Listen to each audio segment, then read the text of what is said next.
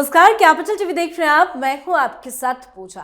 Middle east में हालात बेहद विस्फोटक हो चुके हैं। अमेरिका और इजराइल ने संयुक्त ऑपरेशन के तहत ईरान पर बड़े पैमाने पर यह स्ट्राइक कर दी।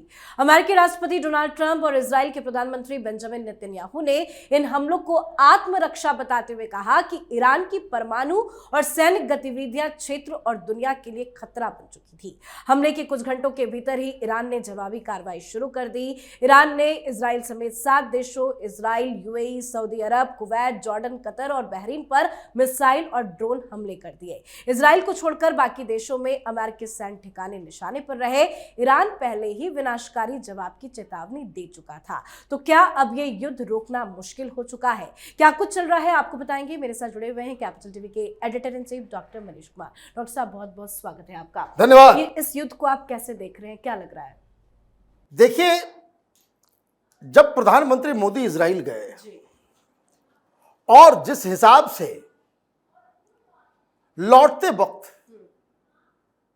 जो नेतन्याहू और प्रधानमंत्री मोदी का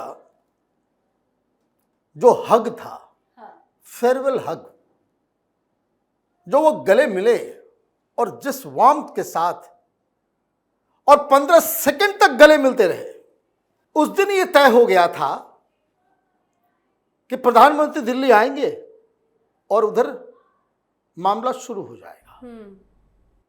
कई सारे लोग इसको प्रिडिक्ट भी कर रहे थे।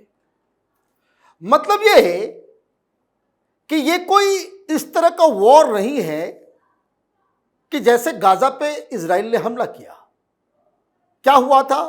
वहां हमास ने लोगों को मारा, एक स्पार्क, और उसके बाद हमला।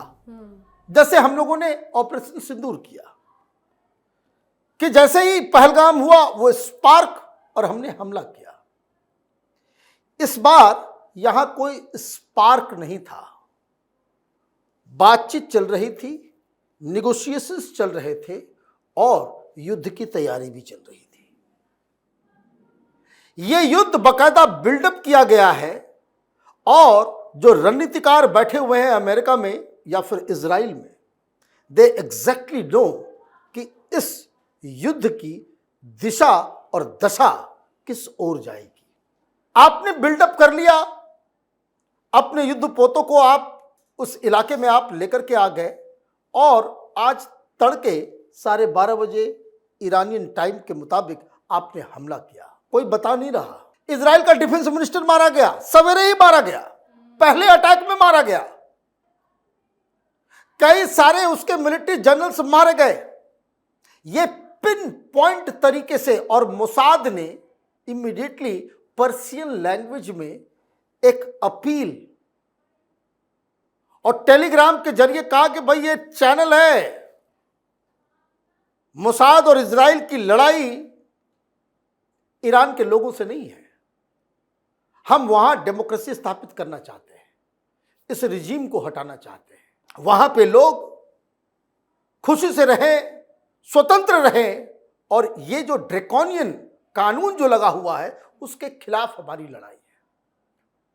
हमला हुआ, डोनाल्ड ट्रंप अवतरित हुए। उन्होंने कहा कि अभी तो और मारेंगे, अगर तुमने रिटेलिएट किया तो फिर नेस्तो नाबूद कर देंगे। जब तक हम लोग रिकॉर्ड कर रहे हैं उस समय तक खबर यही आ रही है कि डोनाल्ड ट्रंप आज रात कोई प्रेस कॉन्फ्रेंस करने वाले हैं, लेकिन उन्होंने एक प्राइवेट चैनल से बातचीत करते हुए इस युद्ध के बारे में 2-3 पॉइंट्स बिल्कुल साफ साफ किया।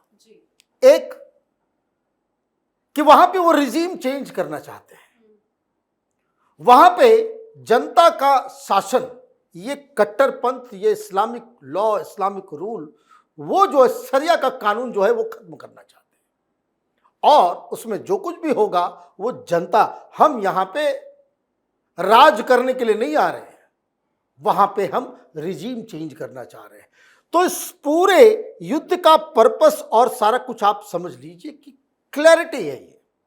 अब अटैक हुआ, डोनाल्ड ट्रंप ने धमकी भी दी कि रिटेलिएट मत करना, लेकिन जो मुझे लगता है कि आगे चलकर जब इसकी विवेचना होगी तो ये सबसे बड़ी भूल ईरान की मानी जाएगी कि आपने आसपास के 7 और मुल्कों को आपने दुश्मन की लिस्ट में डाल दिया, और ये सब के सब सुन्नी मुसलमान हैं। ये सब के सब सुन्नी मुसलमान हैं। चाहे आप सऊदी अरब को ले लें, यूएई को ले लें। आप बताइए, दुबई में आप मार रहे हैं बम, ये कैसे चलेगा? आपने दोहा पे अटैक कर दिया, जॉर्डन हो, यूएई हो, कुवैत हो, बहरीन हो, हर जगह आपने जो है अटैक करना शुरू कर दिया। तो आपने क्या किया कि आप जब इस मुसीबत में आए तो आपको दोस्तों की जगह आपको दोस्त बनाने थे, आपने दुश्मन खड़े कर दिए। ये सारे देश जो है ईरान को अब कंडेम कर रहे हैं कि आपको यहां पर अटैक नहीं करना था। अब ये डेस्परेट मूव का मतलब क्या है? वैसे बहुत सारे टीवी चैनलों पे देख रहा हूं, बहुत सारे मीडिया, बहुत सारे एक्सपर्ट आ रहे हैं। मेरे हिसाब से ये जो डेस्परेट मूव है ये बता रहा है कि खामनेई और उसकी सरकार को ये मालूम चल गया कि उनका काउंटडाउन शुरू हो गया है। अब हमारे पास बचने का कोई रास्ता नहीं है। जितने दिन तक लड़ सकते हैं वो लड़ेंगे। देखना यह है कि चाइना समर्थन में आता है, रूस समर्थन में आता है, या फिर वेनेजुएला के सिचुएशन की तरह आप सिर्फ बयानबाजी ही करते रह जाते हो। और अगर कोई मदद के लिए नहीं आया, जनता के अंदर ऑलरेडी इस सरकार को लेकर के परेशानी है, वो लोग इस सरकार को बदलना चाहते हैं, महिलाएं बदलना चाहती है, वहां जो डेमोक्रेसी लाने वाले लोग जो बहुमत में हैं वो इनको हटाना चाहते हैं। तो इनका एंड जो है उनको समझ में आ गया है कि अब हम नहीं बचेंगे, हमारी सरकार, हमारी सत्ता हाथ से जाएगी। तो फिर क्या है? वही काम जो मुनीर ने किया कि आप सबसे लड़ लो। अब जब चारों तरफ से हमला होगा, आपने खबर फैला दी कि स्कूल में अटैक हुआ, वहां गर्ल्स स्कूल में जो है वो 50 बच्चियां उसकी डेथ हो गई है। तो अभी ये प्रोपेगेंडा चलेगा। कोई कहेगा कि भाई हमने उसके उस न्यूक्लियर आर्सेनल को उड़ा दिया, कोई कहेगा कि उसके रडार सिस्टम को हमने उड़ा दिया, कोई कहेगा कि भाई बच्चों को मारा गया। ये सारी चीजें जैसे युद्ध के दौरान इंडिया और पाकिस्तान के दौरान ऑपरेशन सिंदूर, कई सारी इस तरह की खबरें बाद में सब फेक न्यूज हुई। तो अभी प्रोपेगेंडा चलेगा। तो इसमें मामला इस तरीके से बन रहा है कि now they know their end has come. वो लड़ नहीं पाएंगे ज्यादा दिनों तक, इसलिए उन्होंने एक्सटर्नल एक ऐसा क्रिएट किया है कि शायद ईरान की जनता देशभक्ति में साथ आ जाए, जैसे पाकिस्तान में हुआ था। लोग आ गए, मुनीर के इस खेल को समझ नहीं सके, वो हिंदुस्तान का ये कर दिया, वो कर दिया, ऐसे वैसे कर दिया। मुनीर ने जो है अपना एक्सटेंशन भी करवा लिया, वो फील्ड मार्शल भी बन गया, सदा के लिए बन गया, संविधान भी बदलवा दिया। तो वैसी कोई स्थिति वहां पे हो। लेकिन अब पाकिस्तान की मैंने बात की तो थोड़ा सा पाकिस्तान जो है वो कहावत है ना, न घर के रहे न घाट के रहे, वो हालत हो गई। रिजीम चेंज क्यों? रिजीम चेंज का मतलब ये है कि अभी जो खामनेई की जो वहां पे रिजीम है वो चाइना के इन्फ्लुएंस में है, और इसके बाद जो सरकार बनेगी वो अमेरिका के कहने पे बनेगी। वो अमेरिका के, जैसे अभी वेनेजुएला में क्या हुआ, पहले मादुरो वो चीन के गोद में बैठा हुआ था, भगा दिया गया, तो चीन को वहां से भगा दिया गया। ये हम लोग शुरू से कहते आ रहे हैं कि अगला निशाना ईरान इसलिए भी है कि चीन को वहां से भगाना है, और चीन को वहां से आप भगाएंगे, वहां से रिजीम चेंज होगा, चीन को भागना पड़ेगा। तो अब क्या हो रहा है? तो चीन अपने गुलामों को कह रहा है कि जरा सामने आओ। अब कोलंबिया आकर के कह रहा है कि ये बहुत गलती हो गई। भाई गलती क्या हो गई? तुम जाकर के लड़ोगे, आके लड़ लो। बाकायदा पाकिस्तान को यह कहा गया, इसाक डार जाकर के बात करो, ये तो फंस गया। डोनाल्ड ट्रंप से भी डांट खा रहा है। वो गाजा में जाकर के इजराइल के साथ बैठा हुआ था, गाजा पीस प्लान में लोग बहुत सारी चीजें कह रहे थे, और उसके बाद आज चाइना के दबाव में उसको यह कहना पड़ा कि डोनाल्ड ट्रंप ने जो अटैक किया है वो गलत किया है। तो अभी व्हाइट हाउस से भी थोड़ा ड्रेसिंग डाउन इनका किया जाएगा।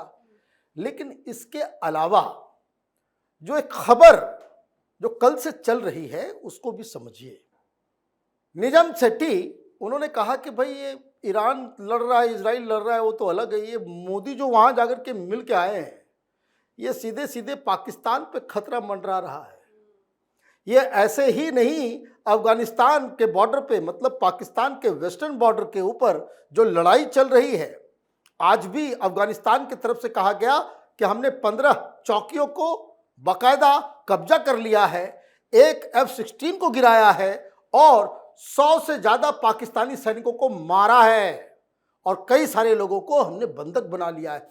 तो what Nizam Sethi is saying कि इसमें तो इजराइल और इंडिया का अलग प्लान लग रहा है और निशाना पाकिस्तान है। जो बार बार डोनाल्ड ट्रंप कह रहे हैं कि किसी भी कीमत पे न्यूक्लियर वेपन इसके पास नहीं होने देंगे, ये दरअसल पाकिस्तान के ऊपर भी इशारा है कि किसी भी मुस्लिम देश के पास न्यूक्लियर बॉम्ब नहीं होना चाहिए। और हिंदुस्तान ने क्या किया? प्रधानमंत्री लैंड करते हैं, हमारे दो सेनाध्यक्ष जो है वो जैसलमेर के बॉर्डर पे करें कि इस बार 2 दिन के अंदर में खत्म कर देंगे। तो हिंदुस्तान को तो बस इतना ही करना है, युद्ध हो जाए कोई बात नहीं, अगर युद्ध नहीं भी होता है हमारे सैनिकों को बॉर्डर पर लाकर के खड़ा कर देना है। ये पाकिस्तान की मजबूरी हो जाएगी कि इक्वल स्ट्रेंथ में हिंदुस्तान की सेना को मैच कराने के लिए अपने सारे सैनिकों को उस बॉर्डर पे भेजे, क्योंकि ये खतरा बना रहेगा। ये नॉर्मल प्रोसीजर है। और जब आप अपने सैनिकों को इधर भेजेंगे तो उधर अफगानिस्तान का रास्ता खाली हो जाएगा, फिर वो अफगानिस्तान वाले इधर, मतलब दोनों तरफ से सैंडविच कर दिया जाएगा। और आपको चाइना ये दबा रहा है कि आप ईरान के साथ खड़े हो जाओ। कहने का मतलब ये है कि युद्ध तो लड़ा जा रहा है ईरान और इजराइल के बीच, लेकिन सबसे बड़ी मुसीबत में आज की तारीख में पाकिस्तान है। प्रधानमंत्री मोदी इजराइल गए और कुछ विशेष समाचार और कुछ विशेष प्लान के तहत ये पाकिस्तान जिस तरीके से आज एक जाल में फंस चुका है, ये अगले 48-72 घंटे के अंदर उसके ऊपर कोई बड़ी खबर जरूर आएगी। जी, बहुत बहुत धन्यवाद सर समझाने के लिए। धन्यवाद। तो मिडिल ईस्ट एक बार फिर युद्ध की दहलीज पर खड़ा है। अमेरिका और इजराइल के संयुक्त हमलों ने साफ कर दिया कि अब ये छाया युद्ध नहीं, खुला टकराव बन चुका है। जवाब में ईरान ने जिस तरह कई देशों में अमेरिकी ठिकानों को निशाना बनाया, उसने पूरे क्षेत्र को बारूद के ढेर पर बिठा दिया है। अब सवाल यह है कि क्या कोई पीछे हटेगा या मिडिल ईस्ट दुनिया को एक और बड़े युद्ध की तरफ धकेल देगा? तो आपको क्या लगता है? आप भी अपनी राय कमेंट करके लिखिएगा। देखते रहिए कैपिटल टीवी। नमस्कार।